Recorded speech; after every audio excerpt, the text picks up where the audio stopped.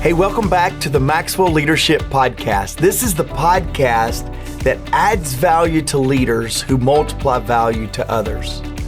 My name is Mark Cole, and today John Maxwell is going to teach on 3 essential areas where leaders need to grow and stretch to become the best leader for their people. I've got to tell you, I have listened to this lesson multiple times, and I've got to tell you, every time I listen to it, it challenges me to lead and grow myself in a better way. I am confident it's going to do that for you as well. After John's lesson, my co-host Traci Morrow and I will discuss practical ways that you can apply this lesson to your own life and your own leadership. If you would like to download the free resource we have for you, you can go to maxwellpodcast.com/growing. You can also find the link there to watch this episode on YouTube. We are here again to add value to you, and John's going to do exactly that. If you are a leader that wants to grow, take note. Here is John Maxwell. The great leaders are growing. They have a hunger that makes them stretch. A growing leader is a little wiser today than he was yesterday. He never stops learning. He never stops reflecting. He's not afraid of change because he knows that growth is dependent on it. He is more concerned about getting better than being perfect. He is constantly looking to improve himself and the people around him. So I sat down and I spent a great deal of time on this lesson because, I wrote the 15 laws of growth. I talk a lot about growth. And let me give you a little bit of my thought process before I teach it today. I thought about the vitality that growth brings. I began to ask myself, what are the areas that a person has got to make sure that they grow in? I suppose we can grow in a lot of areas, but if you're going to be really good, you got to get it down to a few areas where you say, these are essential to my success, and what are they? And so I had the most wonderful day. Margaret and I have a cottage up in Highlands, North Carolina, and it's in the mountains, and it just lets me get away. And I took my legal pad, and I asked myself for an entire day, John, what are the essential elements? What are the essential areas that a person really needs to grow in to be successful? Let me give them to you. Number 1 is confidence. Confidence. I love this humorous thought on confidence that I have next. Confidence is the uplifting feeling you have before you truly understand the situation. Hey, by the way, show your hands. How many of you have been there before, huh? You just feel so confident and you feel so good. And you go, oops, oops, oops. Okay. Great leaders are confident in themselves. They're confident in their vision. And they're confident in people. And the result of that, confidence in themselves, their vision, and the people. The result of that is that the people have confidence in their leader. A confident leader gives people confidence. In fact, I'm going to do a whole lesson on this next statement because when I had my legal pad and I was spending my day just thinking on this, I realized once I made this next statement that I was on to something, and I've got to go tap into my mind a little bit more and pull it out. We think of leaders sometimes, and we think, oh, they're so charismatic. And we think of charisma as a personality. Listen to me very carefully, because what I'm going to say is going to help some of you. Confidence is the core of charisma. When you see a person that has charisma, the core of that ability to be free and open and enjoy their life, the very core of that is that they are confident in themselves. And I remember so well, let me tell you a quick story. I remember so well. This would be in the 1970s. And Margaret and I were going somewhere, and so I stopped at McDonald's. They didn't have a drive-through then. I mean, it's where you got out of the car and you went in. And I wanted to get something to eat, and I wanted to get a Diet Coke. And so I went in and I asked for a Diet Coke, and I'll never forget the girl behind the counter said, "We don't have Diet Coke. We just have Coke." And I said, "Okay. Then I'll tell you what, I don't want that. Just give me a cup full of ice." And she looked at me and said, "Oh, I don't think I can do that, sir." I mean, she's looking on her little deal, and there's no place where you punch cup of ice. And so she said, she said, I don't think we could do that." And I smiled real confident at her, and I said, "Yes, you can." And I'll never forget, she looked at me and said, "Okay. Okay." And she went over and she got a cup, she got an ice, she was happy as a clam, gave it to me, and I thanked her very much, and off I went. And as I walked back to the car, all of a sudden I realized what confidence does for people. Yes, you can.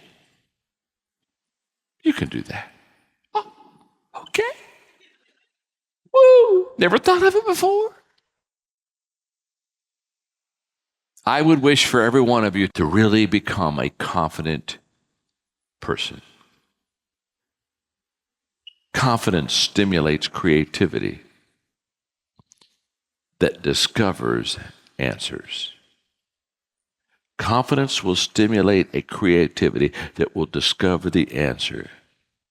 The second thing that you need to grow in, confidence will change your life. The second area is courage. And I would like you to consider these thoughts about courage today. Courage is the willingness to let go of the familiar. What you have known and what you have done hinders you from being what you could become. Life expands or shrinks in proportion to your courage. Courage is living one's convictions in the face of fear. Fear, it can be a speed bump, but it shouldn't be a stop sign. I was sharing in one of my Q&As yesterday that we have fear and we have faith, and the stronger emotion will always win. If my faith is stronger than my fear, which is positive, then I'll do the things that faith requires. If my fear is stronger than my faith, I'll always do the things that fear requires. You got to feed your faith. You got to starve your fear. People don't follow titles. They follow courage. Boy, do I love that quote. Isn't that beautiful? Number 3, one more. The third area of growth that I would like you to grow in, confidence, courage. Number 3, decision making. Decision making is so essential to success. So I'm going to give you the 5 decisions that have formed my life. This in itself could be a 2-hour lesson. I'll just give them to you, okay? The first category is what I call ministry decision. And at the age of 23, this was the quote that I kind of accepted for my life and ministry. I will attempt things so big that if they're accomplished, only God will get the credit. And throughout my life, I've tried to make decisions that were so big that when they happened, only God would get the credit. The second group of vital decisions I have made in my life that have formed me are personal growth decisions. And at the age of 26, I said to myself, I will intentionally grow every day, and I will develop my strengths. Thirdly is partnership decisions. At the age of 30, I basically said this: I will first help others get what they want and what they need. Then they will help me get what I need. My wonderful friend Zig taught me that. And partnership has been absolutely huge in my life. The fourth area of decisions that are key, I believe, in growth is relationship decisions. At the age of 33, I said I will live in such a way that those who are closest to me will love and respect me the most. My best friends are people who have known me the longest and are the closest to me. They know my weaknesses and often are recipients of my shortcomings. To be unconditionally loved by those who know me well is my greatest joy. I am not a self-made man. I am who I am because of those who cared enough about me to touch my soul. Leadership decisions. At age 48, I will add value to leaders who will multiply value to others. In 1976, I was called to train leaders. Over the years, that calling has evolved and taken shape. Resourcing leaders became an early commitment of mine, and then the Hatchet Committee determined that my speaking schedule should give priority to the number of leaders that we would have in the audience. Then my publisher, Thomas Nelson, discovered that 60% of my reading audience was in the secular community. And I immediately sensed God directed me to focus on that market and to be salt and light in the business community. Often people ask me about my legacy. It is in the hands of leaders we have trained. Those hands will live beyond me and reach people that I could not have reached. It is in your hands that I give my legacy. Thank you very much. As leaders, it's so tempting to feel like we need to do it all. We put this enormous pressure on ourselves to accomplish more today than we did yesterday, to earn more this year than we did last year, and somehow along the way, we still want to be present and more available in our personal relationships. I would suggest something has to give. Doing it all is a myth of leadership. In fact, the best leaders are the ones who delegate, operate out of their strengths, and set others up to do the same. If you want to discover that kind of freedom and that kind of effectiveness, BELAY can help. BELAY pairs busy leaders with highly vetted US-based virtual assistants that save them from administrative overwhelm and direct them back to working on what matters most. To help you, BELAY is offering Maxwell Leadership listeners a free download of their resource called The Power of Productivity. It has everything you need to get back on track with more productive workdays. Simply text Maxwell to 55123. That's MAXWELL to 55123. Get ready to accomplish more and juggle less with BELAY. Hey, welcome back. Traci and I are very excited about just teaching this lesson. We were talking just about how John has been so intentional. I'm looking forward to teaching this, or really learning, to be honest with you, as I try to do every podcast, because what John has delivered us today is timeless. I have in my hands, for those of you watching by YouTube, I have the book, 15 Invaluable Laws of Growth.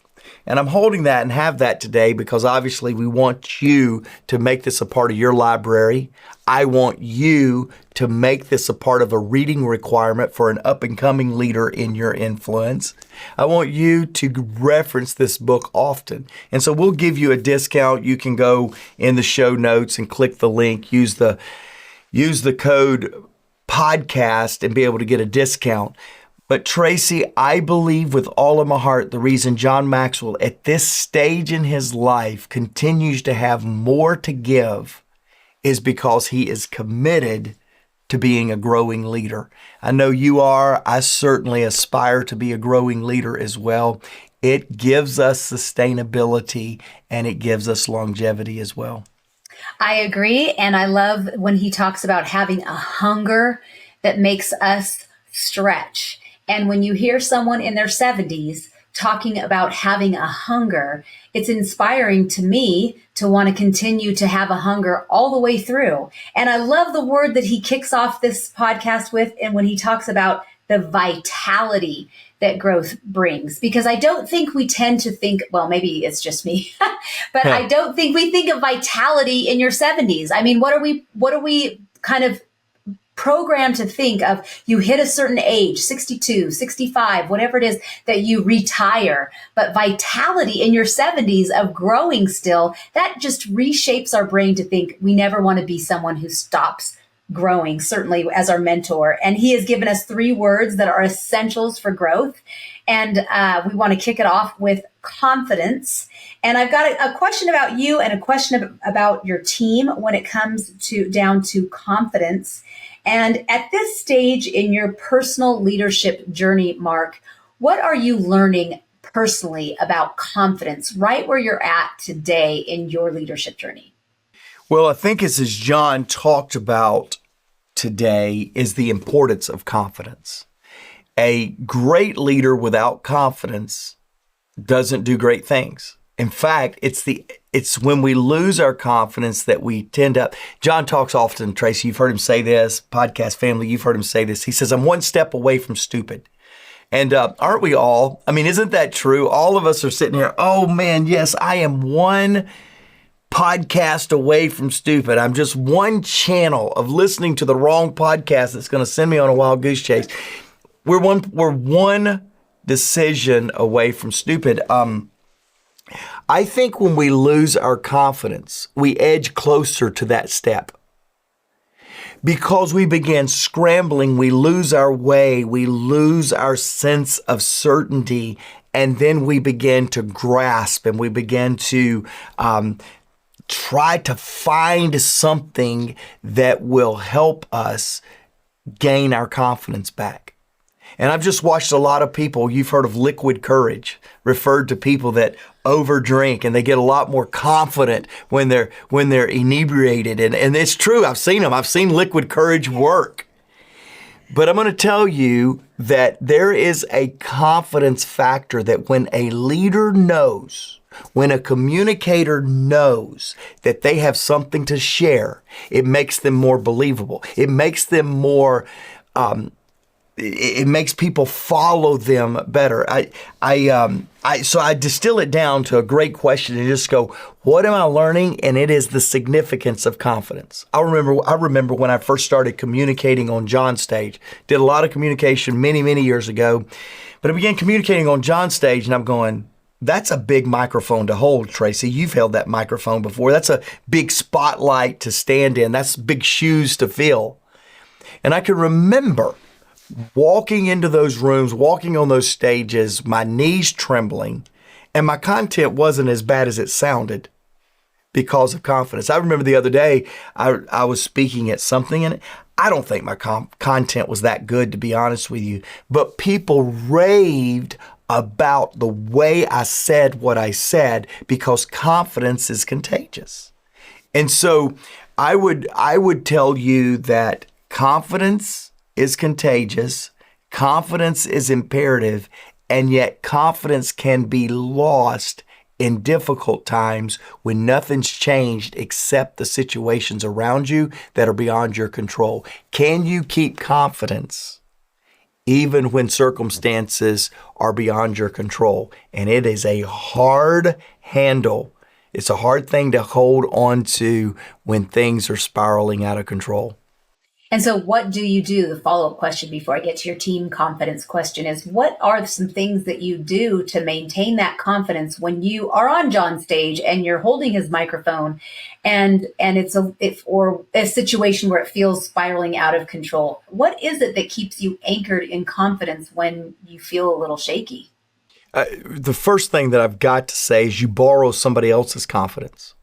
I've looked at people often that's doing something for the first time and I go, hey, I have enough confidence for the both of you. Borrow mine. You're going to be fine. There is just this figurative and yet literal hand on the shoulder that just says, hey, borrow mine. It's going to be fine. Now, when you tell somebody that to do something that's very hard for them, that they don't have confidence in, and you say, borrow mine, you've got to circle back and tell them what you enjoyed and why you have the confidence. Because they're just going to think you're giving them a pep rally before you jump on stage or before you jump into a leadership environment. there is a lot of intentionality has got to be put into extending somebody borrowed belief. And when you can do that, that's the biggest the biggest thing that I do to help myself with confidence or to help others. The second thing that I would say though, Traci, is I think it's a little bit of what John said here when he says confidence stimulates creativity that discovers answers. I'm always looking for answers. It's back to that hunger that you mentioned at the top of the show. I'm always hungry for answers, for lessons, for something to take away. And I've discovered that even when I don't do well, speaking, whatever I'm doing, when I don't do well, if I can walk away with a takeaway, all is well in my world. Because the win is in getting an answer that will make me better down the road. I think that is so great. So that ties into two things. John said, a confident leader gives people confidence. So that is lending your confidence to someone else and getting that from someone else when you feel a little shaky. But what is key there is rather than being in a moment where you walk off stage or you leave a presentation or you leave a moment where you feel a little shaky, and instead of circling the drain and beating yourself up with negative thoughts and, oh, I just blew that was terrible. The flip is if you can train your brain as a leader to instead of going negative and going down and beating yourself up, instead remaining hungry for growth. How can I get better? Tell me where I could have done better. If you stay in that hungry space, you're going to grow forward. You're going to fail forward to the next time and you'll be able to do it better rather than just shutting down. And I think that's a key. That hunger is a huge piece of growing forward and not just going downward, looking down and just seeing where you missed the mark. I think that's a huge piece of it. And it leads right to my question about your team. Is confidence something that you attempt? I know you said that you try to lend your confidence to someone else, but if you have a team member or several team members that struggle with confidence, is that something that you attempt to grow in your team?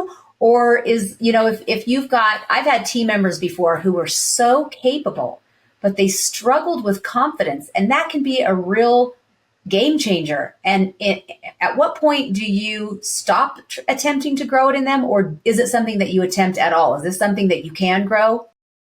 Well, as a leader, believing in somebody, if you've lost confidence in them and you feel like you have taught them all the confidence that they got, I think there's two major flags that I see in that. Number one, you can't trust somebody that you don't have confidence in. You can't. If you've lost your confidence in somebody, there's no way they're going to gain confidence if you've lost confidence. So then the question is, how do you help them build the trust/confidence back up in your working relationship? So the first thing that I would say is you can never lose confidence in someone. You've got to continue. If you keep them empowered in a position, you've got to keep believing and you got to keep loaning. That's called leadership. The second thing that I would say is there is a thin line, isn't there, between confidence and being comfortable. We get confident often in the predictability, and then it's not good because growth guarantees change. The only way to guarantee success tomorrow or better tomorrow is growth today, and growth is going to have change. So if our confidence really is being comfortable, we're not stretching that teammate enough. So I think instilling and providing borrowed confidence to teammates is an infinite job of a leader. You've got to constantly be doing that because the day you're not believing in them, you got a problem. The day that you believe that you don't have to share with them anymore because they're comfortable or confident, then probably chances are you've allowed them to get comfortable. Mm-hmm. That's good. That's really good. Okay, let's move on to number 2, the second essential, which would be courage. And he kicks it off by saying that courage is the willingness to let go of the familiar. And I would believe that's what stops a lot of people is the willingness to let go of the familiar. When it makes me think of on the playground when you're on the monkey bars and you can't move on until you let go of the bar before you reach for that next bar. And so why do you think, in your opinion, in your experience, in what you've seen with the teams that you've led, why do you think it is so difficult for a leader to let go of the familiar? And then how do you guide a leader, maybe it's even in yourself, to know when it's time to let go versus when do you know how to just call it versus when do you know when to hang on just a little bit more because you're just around the corner from a breakthrough? So many times people stop just when they were just about to have a breakthrough. They stop too soon. So when do you know when it's too soon to let go? And when do you know when to hang on just a little bit longer because a breakthrough is about to happen? Yeah, it's such a great question, and it speaks to the certainty that we want from leadership.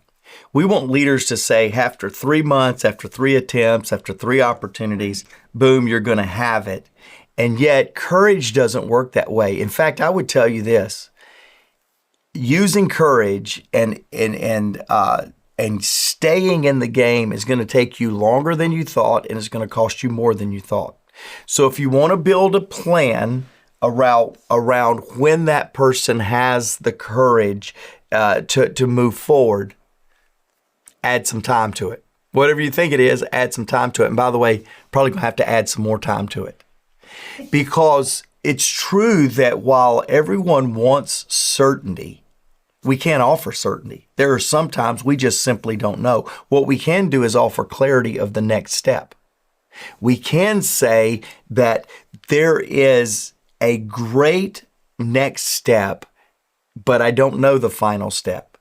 And here's what I have found, Traci, is in training and helping people lead and lead from a place of courage, I have found that the personal process that people go through to establish courage is how courage is established, not some 3 steps in a assignment. It's really the act of staying the course and staying in there longer than you thought and not giving up when you felt like giving up. I've got so many leaders right now that is speaking into me on the power of the journey and the power of the discipline and the tenacity in the journey. They don't give me the solutions that said after 18 months for me, it'll be 20 months for you. And they never give that. They give words like tenacity, stay in the course, being committed, staying longer than you thought, paying more than you thought. And I think that's the answer is, are you so committed to it that you are going to stay the course with great courage to see it through? I heard a lot of action words in there. I think a lot of people get stalled out and they freeze and they wait while they're waiting for the breakthrough. But the action words that I heard there was the process, the next step, discipline, tenacity, committing, paying more, because it's right in line with John's point where he says life expands or shrinks in proportion to your courage. Courage is in motion. It's not freezing. For those of you who can't see me in YouTube, I'm frozen on screen, but it's not, I think part of knowing that you're being courageous is that you're in action, you're moving, you're still taking steps forward. And that's how life is expanding to see, should you be taking that next step? So that is probably going to help to know if you're ready for the decision-making step, which is number 3. And I love this point, this essential that John talks about, decision making. And I love this because it is a life changer. It really is the summary of a life that John has lived and continues to live. And it is really a guide for all of us. These are a guide in 5 areas that have formed really who John is, decisions that make up the man, the human being that is John. Because really who we are is made up of a bunch of decisions that we've made over and over and over again. And not that we're perfect, but decisions that are in line with what we believe. And so he talks about 5 decisions that he formed in his life. He titled them ministry, personal growth, partnership, relationship, and leadership decisions. Now, I don't think that we all need to give those same exact titles. Those make sense for John's brain. But I think that they are important because they're in line with who he is as a human, as a leader in all aspects of his life. And so I'm curious, Mark, we chatted a little bit before we were rolling just to make sure that I didn't want to catch you off guard. But can you share you are a man who lives a very intentional life, a life that I respect. You're somebody who's, as your friend, as somebody who works closely with you, I can say to our podcast listeners, you're somebody who is the same in private, in a private conversation that you are in public. And I admire you greatly as a friend and as a mentor. And if you could share some of the processes, I'm sure that you haven't, you're in your early 50s. You have not early 50s. Early friend. 50s. Early. Can you share some of the processes and decisions so that our listeners can kind of hear what are the decisions that you, Mark Cole, have made that make up you as a human being? Yeah, so it's interesting because so many of them, Traci, is John's. And a product of that there's two reasons for that. And probably many of our podcast listeners that listen to John, he finished with this rallying cry, "You are my legs to my legacy. Help me carry the legacy." I feel that same way about all of our podcast family. Yeah. You guys are carrying the baton forward. You're carrying the ball forward, and I'm extremely grateful for that.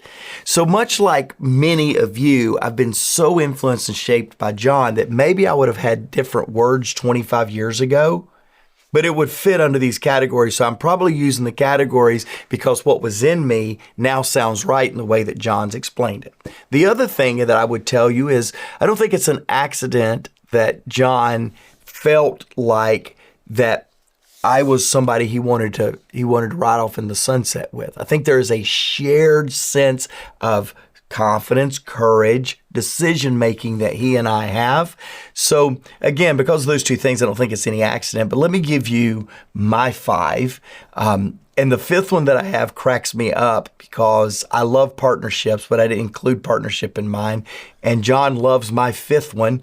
So I don't think it would not be in his top 5. So anyway, here's they are. One is leadership.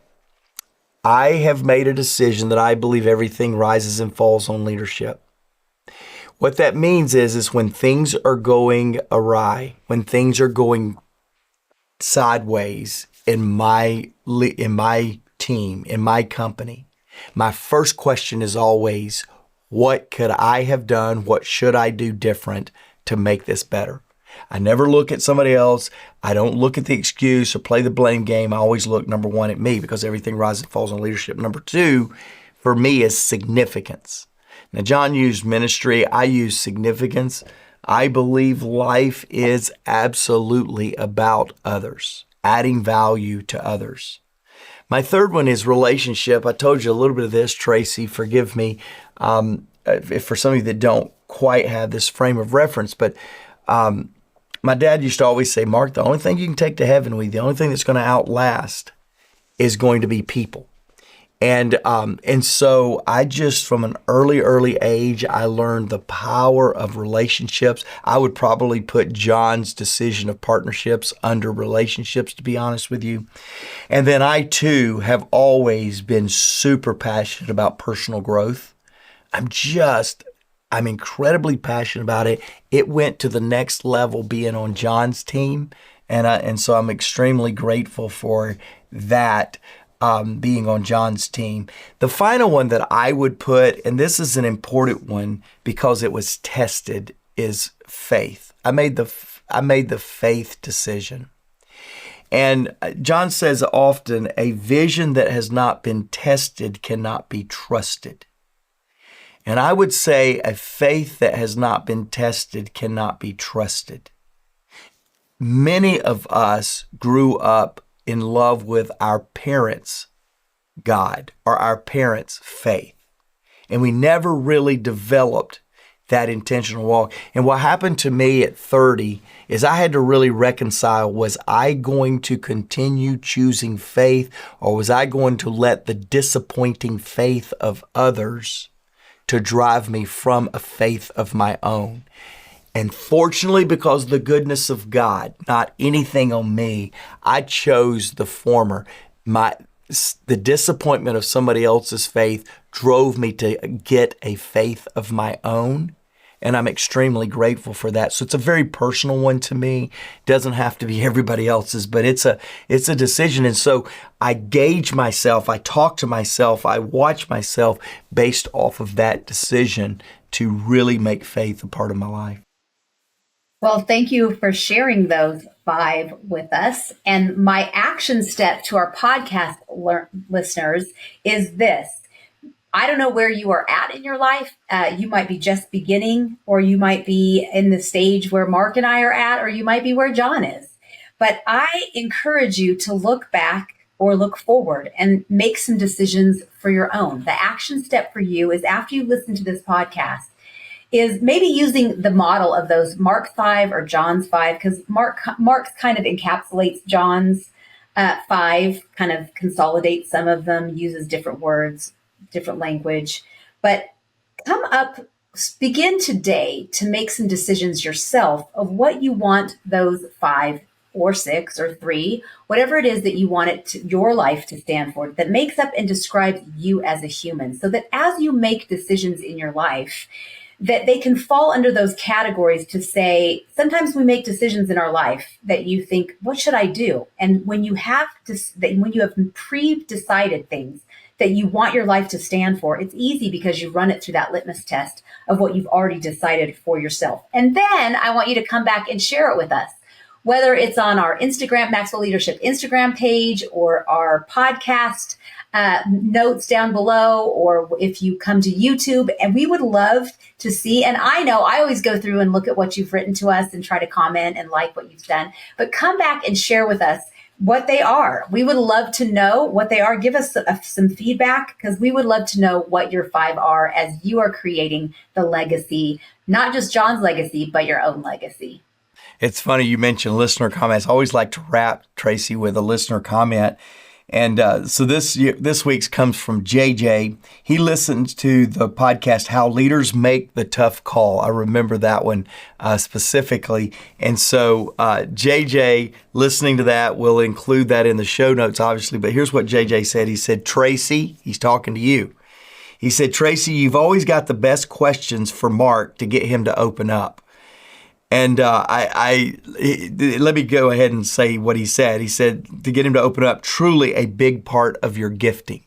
And so, Traci, I do agree. Thanks, and JJ, thank you for the comments. I think what JJ is saying is you get me to confess all of my bad leadership stuff with your questions.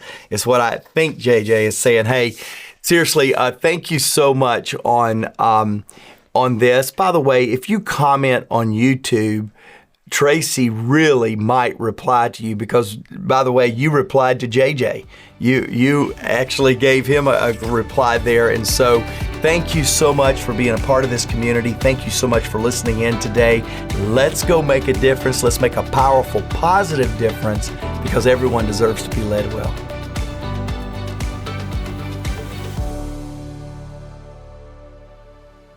Hey, podcast listeners. Many of you listening right now would probably love the autonomy that comes with owning your own business or becoming a coach that helps other businesses succeed. Well, we have a phenomenal strategy where you are 100% in control of your own business, earning income on your own terms, and have access to the people, tools, and resources you need to build a thriving leadership development business. When you become a Maxwell Leadership Certified team member, you join a global community of entrepreneurs led by our expert team of mentors and faculty, including John C. Maxwell. You'll also get one of the top leadership certifications in the world next to your name, giving you the boost you need to get started. Visit us online at maxwellleadership.com/join the team to find out more.